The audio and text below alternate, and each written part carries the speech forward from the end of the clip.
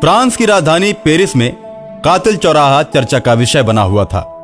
जो भी गाड़ियां उस चौराहे से होकर गुजरती दुर्घटना का शिकार हो जाती। शहरी इलाके में जाने के लिए कातिल चौराहे से होकर गुजरना जरूरी था। 100 में से 80 गाड़ियां तो पार कर जाती, लेकिन 20 गाड़ियों का नामो निशान मिट जाता। कातिल चौराहे से होकर गुजरने वाले ड्राइवर बहुत ही डरे डरे से रहते थे। न जाने कब किसके साथ कौन सी घटना हो जाए, कोई ठीक नहीं। कातिल चौराहे पर जाते ही दुर्घटना होने वाले ट्रक का स्टीयरिंग फेल हो जाता था, या फिर ब्रेक फेल हो जाता था, या अगला टायर उड़ जाता था। समस्या ये थी कि कातिल चौराहे के चारों तरफ बहुत ही गहरी खाई थी, जिसके नीचे जाने पर ट्रक और ड्राइवर का कुछ भी अता पता नहीं चलता था। गाड़ी और ड्राइवर के टुकड़े टुकड़े हो जाते थे।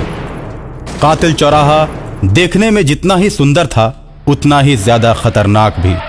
आज तक इस रहस्य को कोई नहीं जान पाया कि दुर्घटनाओं के पीछे किसका हाथ है। लोग कहते हैं कि इस कातिल चौराहे पर बहुत समय पहले एक सुंदर सी स्त्री को डायन बताकर लोगों ने गाड़ियों से रौंद दिया था। वो छटपटाती रही, चिल्लाती रही, किसी ने भी उसकी मदद नहीं की और अंत में एक गहरी खाई में गिरकर मर गई। उसी समय से वहां पर दुर्घटनाएं घटित होने लगी। ऐसा बताया जाता है कि ये घटनाएं वही स्त्री करती है जिसकी दुर्घटना हुई थी, और अब वो पिशाचिनी बन चुकी है। कुछ लोग इस बात को सही मानते हैं, लेकिन कुछ लोग इस बात पर विश्वास नहीं करते हैं।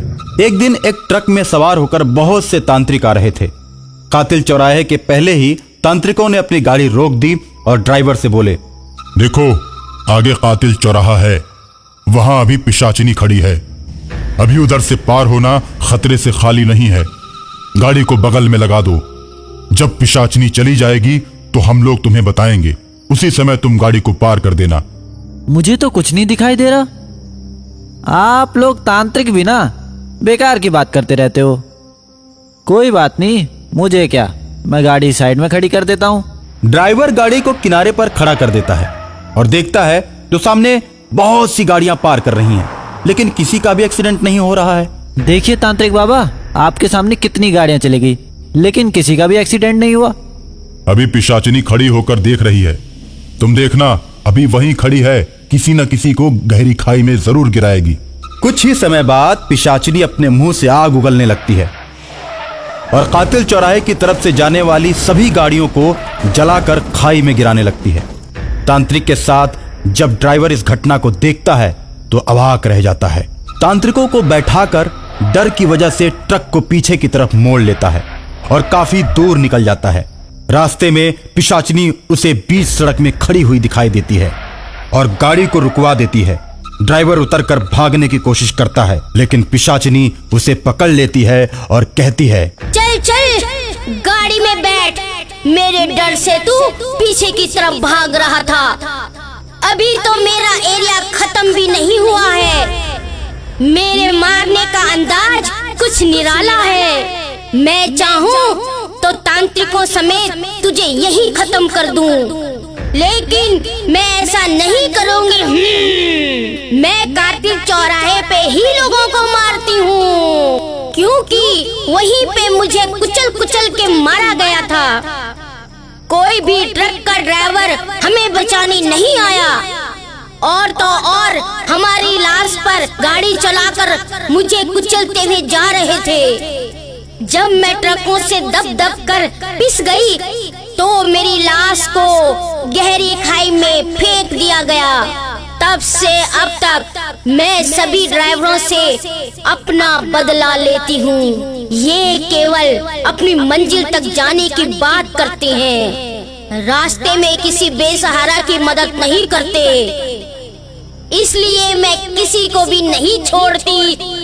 अब तो बहुत सारे ट्रक वाले मेरी कैद में हैं और उनकी आत्माएं मेरे आदेश का पालन करती हैं।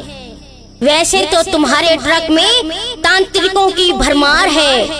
मैं ये बात जानती हूँ कि सभी तांत्रिक शमशान की सिद्धि करने जा रहे हैं।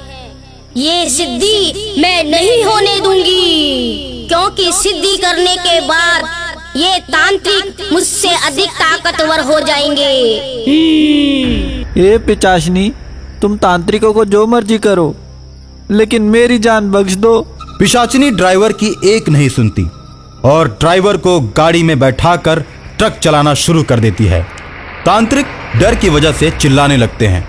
पिशाचिनी ट्रक की स्पीड को तेज कर देती है और उसका स्टीयरिंग गहरी खाई की ओर मोड़ देती है। ट्रक हजारों फीट नीचे चला जाता है। ट्रक सहित सभी तांत्रिकों के चिथड़े उड़ जाते हैं। तांत्रिकों के मरने की सूचना उनके गुरु तक पहुंचती है।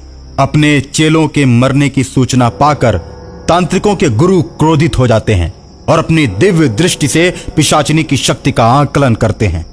पिशाचिनी बहुत ही ताकतवर दिखती है। वो गुरु गोविंदनाथ को भी मार सकती है। पिशाचिनी को वही बस में कर सकता है जिसे महाशमशान की सिद्धियां प्राप्त हो।